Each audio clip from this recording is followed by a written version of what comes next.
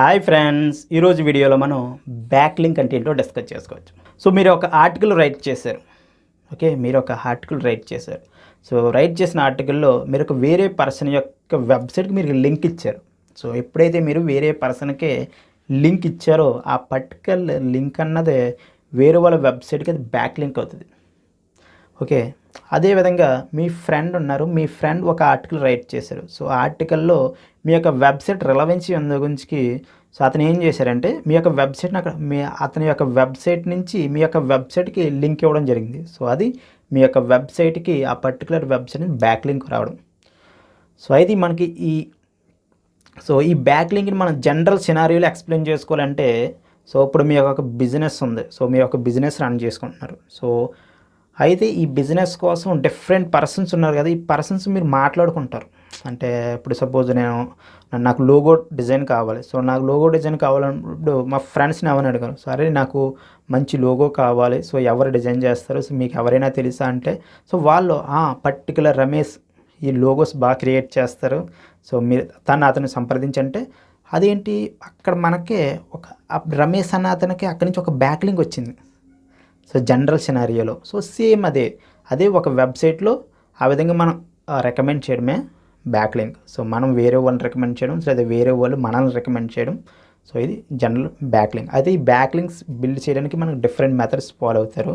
So ఒకటి మనం comments ద్వారా మనం బ్యాక్ లింక్స్ బిల్డ్ చేయొచ్చు, గెస్ట్ పోస్టింగ్ ద్వారా బ్యాక్ లింక్స్ బిల్డ్ చేయొచ్చు. సో అదేవిధంగా వేరే వాళ్ళు మనల్ని మెన్షన్ చేసి సో అంటే మనం గ్రో అయ్యే కొలది సో మనకు వచ్చే బ్యాక్ లింక్స్ కూడా గ్రో అవుతుంటాయి. సో అంటే ఇప్పుడు మీరు ఒక సెర్చ్ ఇంజిన్ ఆప్టిమైజేషన్ ఎస్ఈఓలో మీరు మీ యొక్క బ్లాగ్ అనేది మంచి అథారిటీ గెయిన్ చేస్తుంది అనుకోండి, అప్పుడు వేరే వాళ్ళు ఎస్ఈఓ బ్లాగ్స్ గురించి ఎస్ఈఓ గురించి ఎక్స్ప్లెయిన్ చేసేటప్పుడు మీ యొక్క బ్లాగ్ యూఆర్ఎల్ని కూడా వాళ్ళు ఇంక్లూడ్ చేసేది.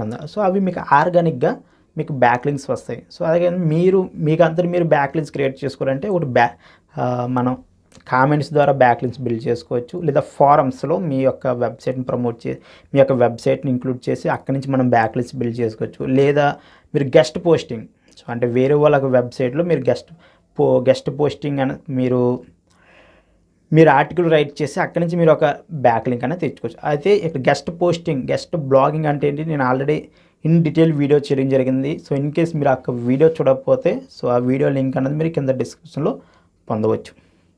సో ఇది ఫ్రెండ్స్, సో బ్యాక్ లింక్ కోసం. సో అయితే ఈ బ్యాక్ లింక్ సో మన ఈ లింక్ బిల్డింగ్ అంటాం కదా, సో ఈ లింక్ బిల్డింగ్లో ఈ బ్యాక్ లింక్ ప్రాసెస్ అనేది చాలా ఇంపార్టెంట్.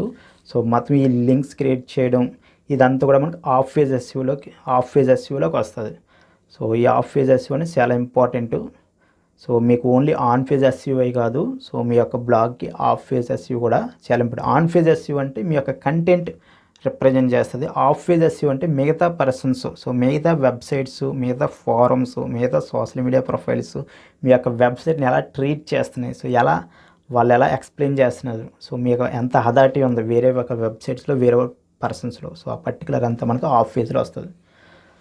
సో ఓకే, ఈ ఆఫ్ ఫేజ్, ఈ బ్యాక్ లింక్ బిల్డింగ్ ఇదంతా పెద్ద ఎక్కువ టైం తీసుకునే సబ్జెక్టు. సో ఈ పర్టికులర్ వీడియోలో మీరు ఓన్లీ బ్యాక్ లింక్ అంటే ఏంటో జస్ట్ డిస్కస్ చేసుకోవడం కోసం ఈ చిన్న వీడియో చేయడం జరుగుతుంది.